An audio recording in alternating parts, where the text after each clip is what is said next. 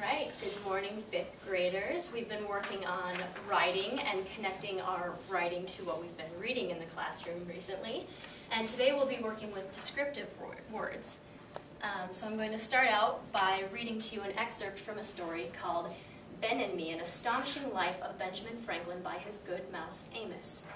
And as I'm reading, I want you to be actively listening and thinking about good descriptive words. And on the first part of your handout, write a couple examples down of good descriptive words from what you know about describing things. So, in a large chair close to the fireplace sat a short, thick, round-faced man trying to write by the light of a candle. Every few moments he would sneeze and his square-rimmed glasses would fly off. Reaching for these, he would drop his pen. By the time he found that and got settled to write, the candle would flicker from the draught. When that calmed down, the sneezing would start again, and so it went. He was not accomplishing much in the way of writing. Of course I recognized him. Everyone in Philadelphia knew the great Dr. Benjamin Franklin, scientist, inventor, printer, editor, author, soldier, statesman, and philosopher. He didn't look great or famous on that night, though. He just looked cold and a bit silly. He was wrapped up in sort of a dressing gown with a dirty fur collar, and on his head was perched an odd-looking fur cap. The cap interested me, for I was still chilled to the bone, and this room was just as bleak as the rest of the house. It was a rather disreputable-looking affair, that cap, but in one side of it I spied a hole just about my size. Up the back of the chair I went, and under cover of the next fit of sneezes, in I slid. What a cozy place that was. Plenty of room to move about a bit, just enough air, such soft fur, such warmth.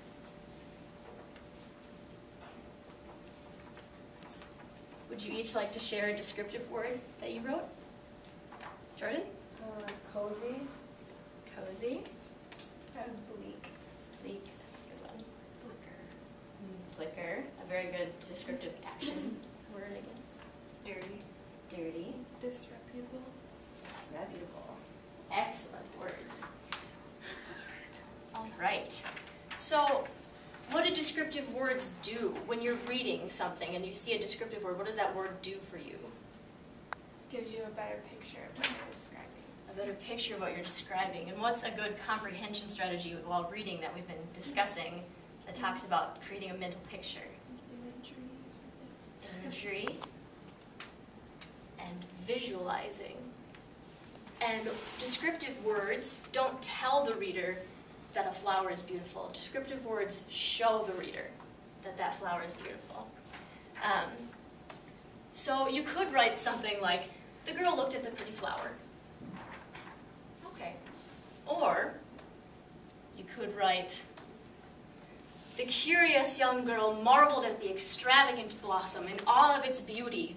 The green stem so perfectly composed it seemed as though it were a part of a plastic plant from one of her mother's home decor magazines.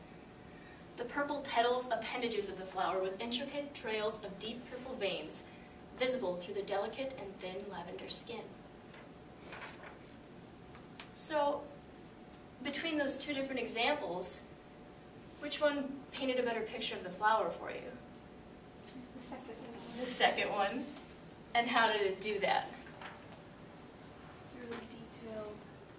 And like I said, it showed you instead of just saying it was pretty.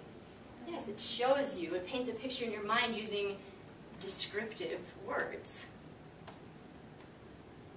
So we want our readers to be able to visualize while they're reading our writing, and one of the best ways we can do this is through descriptive words.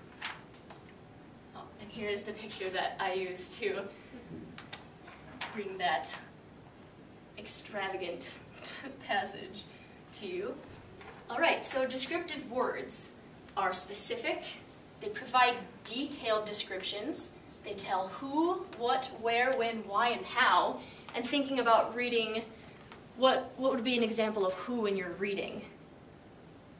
When you're reading a story. Yeah, who would be a character? What about where? The setting. Where would be a setting, right? And what about what? The things Plot. in there. Yep. The things, the plot, the events. Very good. And descriptive words also illustrate the five senses, what you see, hear, smell, touch, taste, right? And they sort of replace mundane or commonly overused descriptive words like good or bad. So for the next activity, we're going to work in small groups. You can either do a small group of 2 or 3 and collaborate with your partners to come up with 2 to 3 descriptive words that replace more common or mundane words that are listed on your handouts, like good, bad, happy, and sad. And when you're finished, I'll be writing these words on the board up here, and you can come write your group's examples. Wonderful. I feel like I'm just gonna hear what they say.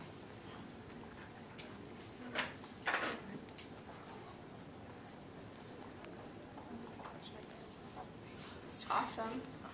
Yeah. What did you say?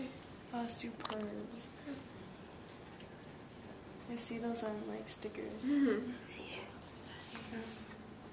For bad. Dreadful. Awful.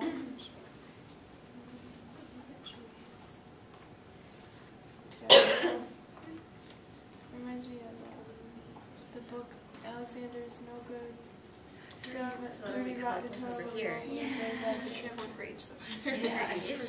We don't know how to spell though. Yeah, doing good. That's all right, as long as you know more of the meaning of the word than the spelling. That's what's more important to me. Static. How do you spell that? I don't know. Oh, we X? have lots of words in this group. Wow. I don't know how to spell. Okay.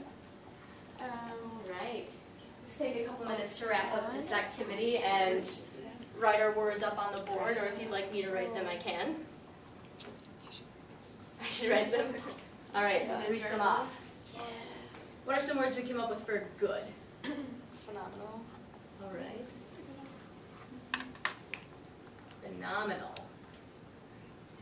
What are some other words for good? Descriptive words that replace a more mundane or boring word like good in writing. We had excellent. Excellent. What an excellent example. Any others? Awesome. Awesome. All right, and what about for bad? Horrendous. Horrendous. Dreadful. Dreadful. What others? Terrible. Terrible.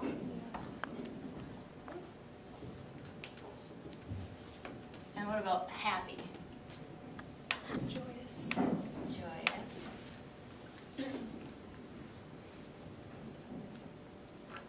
Ecstatic. Ecstatic.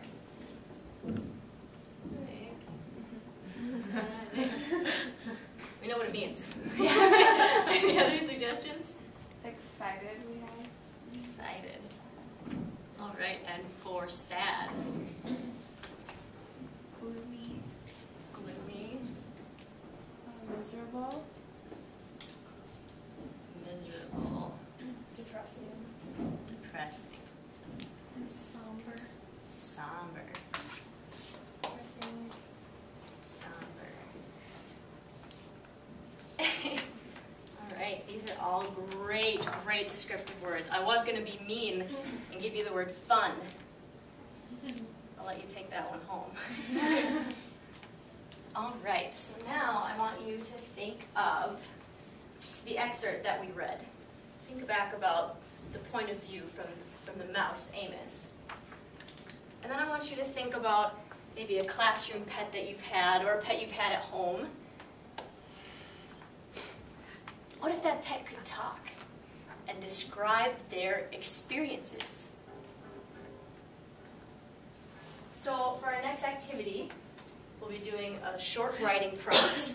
And from the perspective of whichever pet you choose, a classroom pet, a house pet, maybe even your favorite animal that you haven't had as a pet that you would like to write from the point of view of, choose a favorite, least favorite, or interesting holiday experience and write about that using descriptive words from your pet's perspective.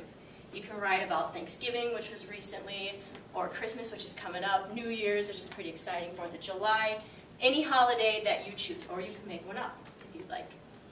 And use descriptive words telling who, what, where, when, why, how, and illustrating the 5 senses. What you see, smell, taste, touch, and hear. And try to write at least one paragraph. We're going to try and do this activity in a very short amount of time. This is maybe 4 to 5 minutes. So it'll be a challenge for you, certainly. But if you have the desire or have the time to write more, feel more than free to. And one of your responses will be randomly selected for the last activity. So go ahead and take a couple minutes here, maybe 4 minutes to write.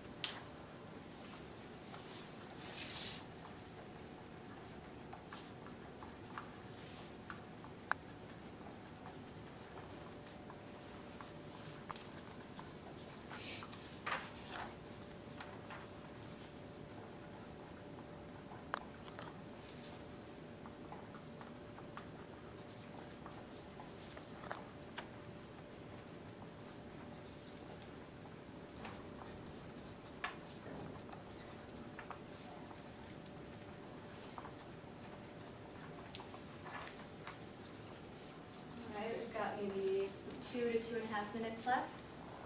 If you can finish sooner, let me know. You can let me know by either raising your hand and having me collect your writing responses, or by, I guess, pushing them out sort of towards the edge of the table for me to collect.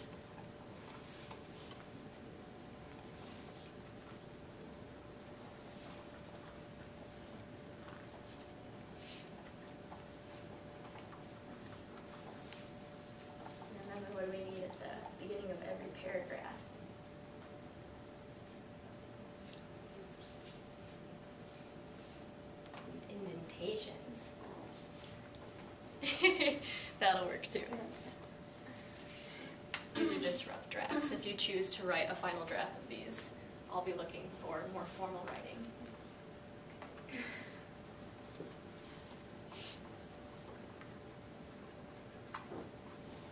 All right, you've got maybe 30 seconds. So let's go ahead and wrap our writing up.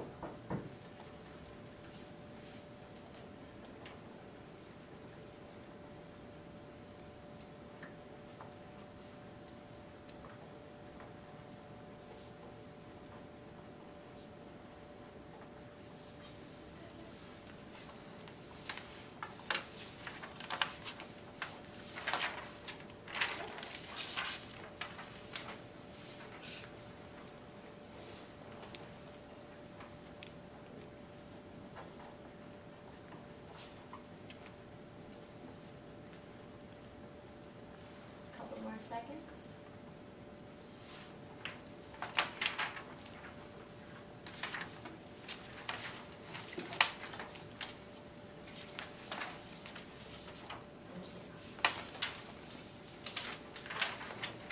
Thank you very much. All right. As I said, for the last activity, I'll be randomly selecting one of your writings.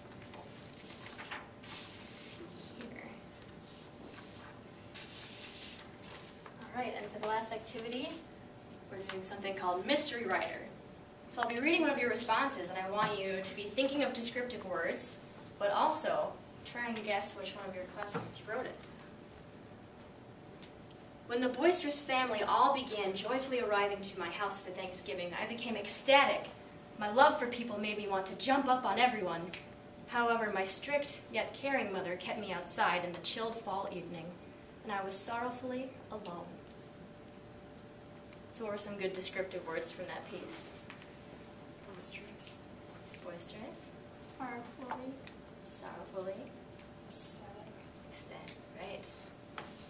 And what's one positive thing, one, I guess, positive feedback that you can give the author about this piece? Very descriptive. Very descriptive.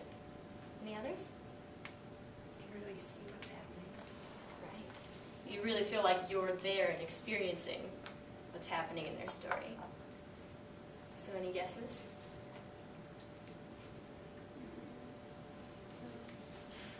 You may never know. And speaking of mysteries, tomorrow we'll be working on writing police reports using descriptive words to help investigators solve a classroom crime. Sweet. Thank you very much, ladies, for your time.